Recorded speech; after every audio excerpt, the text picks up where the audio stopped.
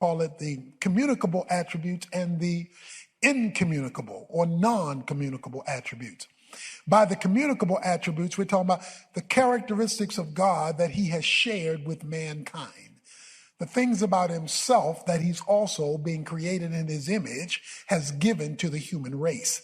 That gives us God-like characteristics only in a finite measure. In other words, we have limited portions of some of the things that belong to God because we are created in his image.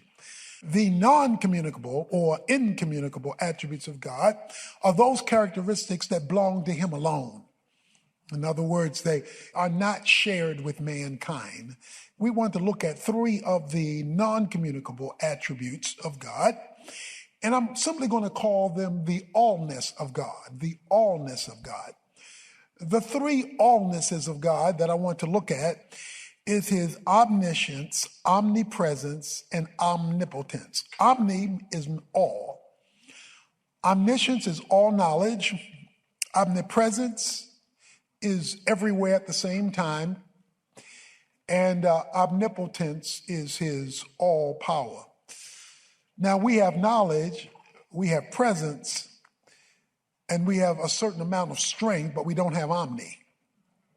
And omni is what makes it incommunicable or non-communicable because it's all. Nobody possesses all power, all presence, and all knowledge. Now, the Bible was written to people facing various circumstances. So it was written by a certain person at a certain time to a certain group of people who were dealing with a certain life's realities. So when the Bible describes God, much of the truth about God is found in circumstances of life. The names of God show up in situations.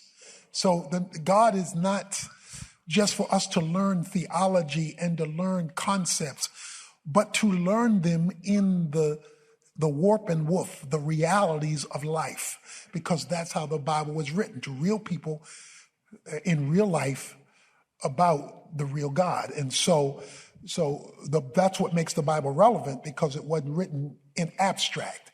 It was written connected to life. In Psalm 139, the psalm that I want to survey, this psalm is thick with life's reality, but it is also thick with the doctrines of the allness of God and his incommunicable attributes because of omni. We want to start off with the first 6 verses and look at his omniscience. O Lord, you have searched me and known me. You know when I sit down and when I rise up. You understand my thought from afar.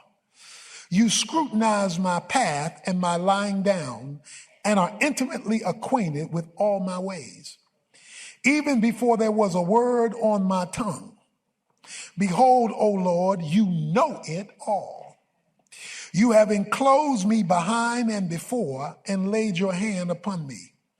Such knowledge is too wonderful for me. It's too high. I cannot attain to it. So I don't care how educated you are. When it comes to God, you stuck at verse 6. Such knowledge is too wonderful for me. It is too high. I cannot attain it. Omniscience means that there is nothing that is knowable that God does not know. There is nothing that is possible that he does not understand. And that God never has to go learn it to get it. All knowledge is innate to his being. It's intrinsic to who he is. God knows all things. 1 John 3 verse 20 says, he knows all things. Isaiah 40 verses 13 and 14 raises the question, to whom does the Lord have to go to learn? What school did he attend? Where does he have to go to learn it? And it's said as a reflective question. He doesn't have to go anywhere, the point is, because it's intrinsic to his being. We have to grow in our understanding of the limited things we understand.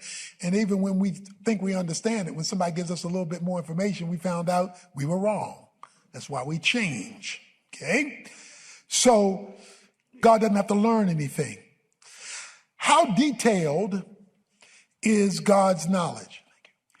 It says in Matthew chapter 10, verse 30, that the hairs of your head are numbered by the knowledge of God. Now, the average head has 100,000 strands of hair on it. As you get older, you say, well, I can know that. I can know that. I can know that. The mere fact you said 100,000 means that somebody can count it. Well, yeah, but you can't count it for 7 billion people at one time. He knows the hairs of every head of every person instantaneously. Not one sparrow, Matthew 10, 29 to 30, not one sparrow falls to the ground of which he is not fully aware. The Bible describes God's knowledge in Psalm 147, verse 5, as infinite. His understanding is infinite. That means it has no end to it. It doesn't run out. It doesn't reach a conclusion because it's infinite. That brings in the whole doctrine of the infinitude of God. The infinitude of God. In other words, God is inexhaustible. There's no end to him, so there's no end to his knowledge. So comprehensive is the infinitude of God, his infiniteness, and therefore his knowledge, that it will take eternity to come to understand and know everything he knows. Then that means you will never stop learning about him. He has no stopping point. In this passage, notice the personal nature of it. God's knowledge, he searched me and he knows me. I bet you there are a lot of folk here still trying to figure out who you are. You've been living 30, 40, 50, 60, in my case, 70 years, and you're still looking for you. Okay? I mean, in other words, there are, in fact, who in here has not said, when you did something, that's not me? Okay, but you did it. Okay? But in other words, you didn't believe that was true of yourself. Okay? Without Google, God has searched you.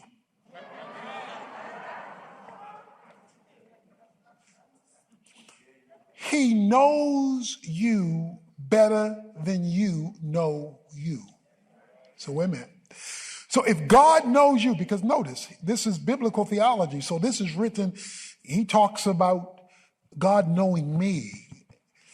So if God knows me better than I know me, then the best way to discover me is to discover God's knowledge of me.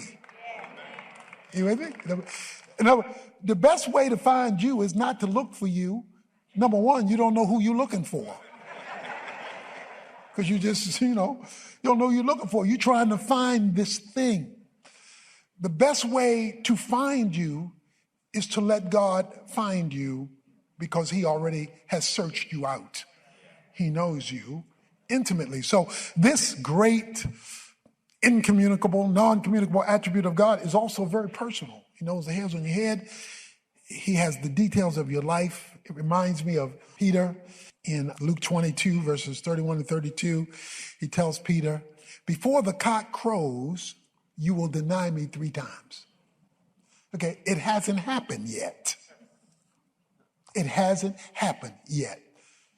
But because of full knowledge, and of course that's one of the proofs of the deity of Christ, of his knowledge as the second member of the Trinity, he knew what he was going to do before he did it.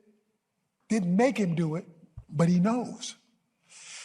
But then he went on to say, and when you are converted, strengthen your brothers. So look at all that knowledge. Well, number one, he started off with Satan desires to sift you as wheat. Okay? But when you are converted, so you're going to deny me, you're going to deny me 3 times, And I'm going to tell you what's going to happen to remind you that you denied me, and that is the cock is going to crow. And then you're going to get back straight. So he done told this man his life, good, bad, and ugly, because his knowledge is complete. So here it is. Whatever God says about you is true, even if you don't believe it about you. Whatever God says about you, based on his word, first and foremost, and then based on what his spirit reveals. Whatever he says to you or about you must be true, even though you may not experience it right now as part of your reality. When you hit Google and it says something, the fact that you didn't study it or you don't know it or you don't agree with it becomes irrelevant if the information is correct. That's because they've gotten their information a lot of other sources outside of you. Okay? Well, God will embarrass Google. His knowledge is comprehensive. So that is God's omniscience. He knows all. Dr. Evans will explore more of the allness of God when he returns in just a moment. Stay with us. Words cannot express my gratitude to God for his faithfulness. Who would have thought he would have taken this urban kid out of Baltimore, Maryland, given him the opportunities, allowing me to earn a doctorate degree and to build a church ministry that would model what we've been doing nationally and internationally through this ministry. That he would build up and give us a staff who are committed to getting this truth out, reaching hundreds and hundreds of thousands of people with the truth of God in all manner of ways, and to impact individuals and families and churches and even communities with the worldview of the kingdom agenda, the visible manifestation of the comprehensive rule of God over every area of life. And I'm certainly grateful for all the friends he's given us to keep us being able to get God's truth into a needy world. I praise God for 40 years of his favor on us.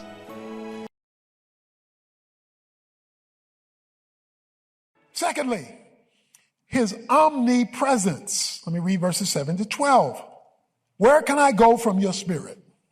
How can I avoid you? Or where can I flee from your presence? So now we're going from knowledge to presence. If I ascend to heaven, you are there. If I make my bed in Sheol, behold, you are there. If I take the wings of the dawn, if I dwell in the remotest part of the sea, even there your hand will lead me, and your right hand will lay hold of me. If I say, surely the darkness will overwhelm me, and the light around me will be night, even the darkness is not dark to you, and the night is as bright as the day. Darkness and light are alike to you.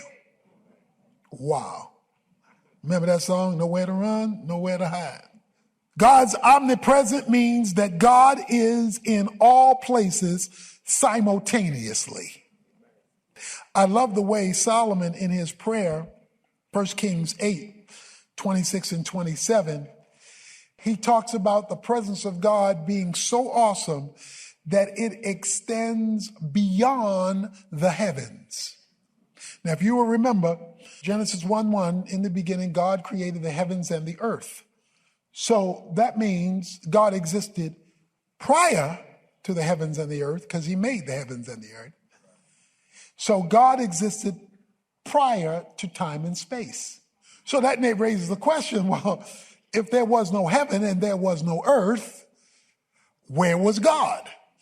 And this is what you have to understand. Now, again, a big theological word is transcendence. Transcendence speaks of the fact that God is distinct from his